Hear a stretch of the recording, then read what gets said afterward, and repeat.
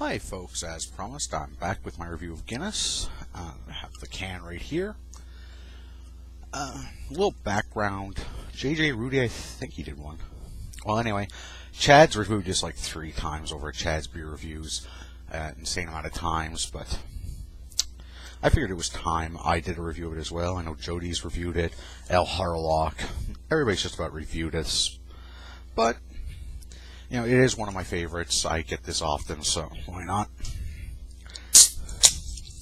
This is a nitrogen beer, in that there's a nitrogen widget inside, so there is no need to do the double pour technique.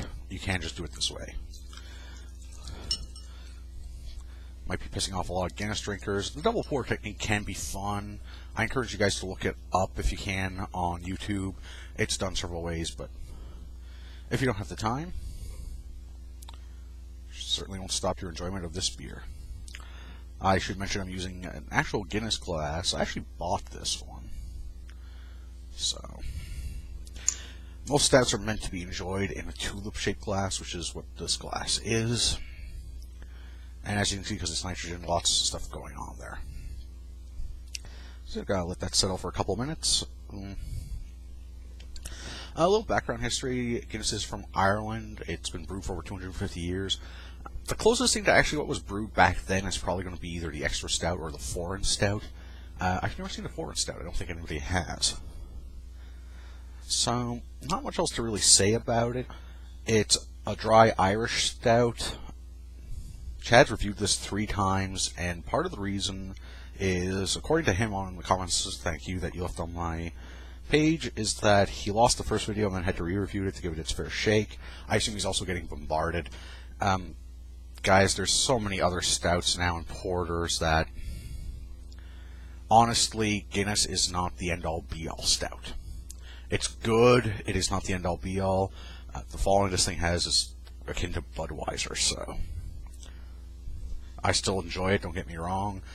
I think probably the problem is, like, every reviewer starts in almost apologetically that, you know, yes, we're reviewing Guinness, but, well, sorry folks, once you start drinking a few more, I mean, you really do realize there are so many other flavors out there, and some of them that have surpassed Guinness now. So, let's have a look-see. This has settled quite nicely. I think it needs a little more time. Still seeing it right on the rim here. It's got a very creamy head. Very, very creamy. Well, that way I can give it a smell. Coffee. You can smell the roasted malt in there. I think I get a hint of caramel. I'm not sure, though. Guinness is always very pleasant to smell. Alright. That looks like it's finally settled down. It looks very good, so here we go, folks.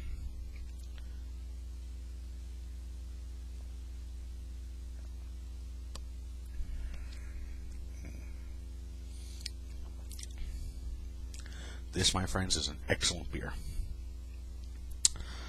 It's very smooth and very creamy. Your tongue gets hit with like a coffee flavor. You just feel that creaminess, the smoothness. There's no bitter aftertaste, but it's a dry Irish stout for a reason. The finish is dry. But, oh, it just goes down so smoothly. Excuse me.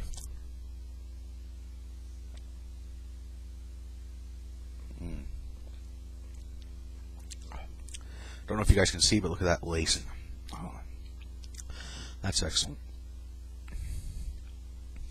Coffee, bits of chocolate in the taste as well. It's kind of like an afterthought, though.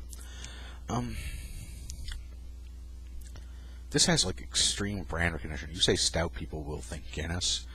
It makes it kind of hard to give it a score, though, because there are so many other stouts out there. I have to give this a 7 out of 10. I'm sorry, the Rogue Shakespeare Stout, I think, was above this in flavor.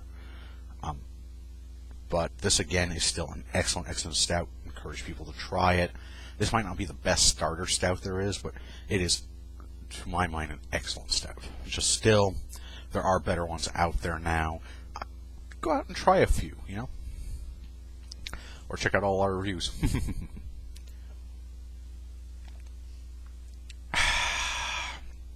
Yep. Guinness Dry Irish Stout. 7 out of 10, folks. Cheers and enjoy.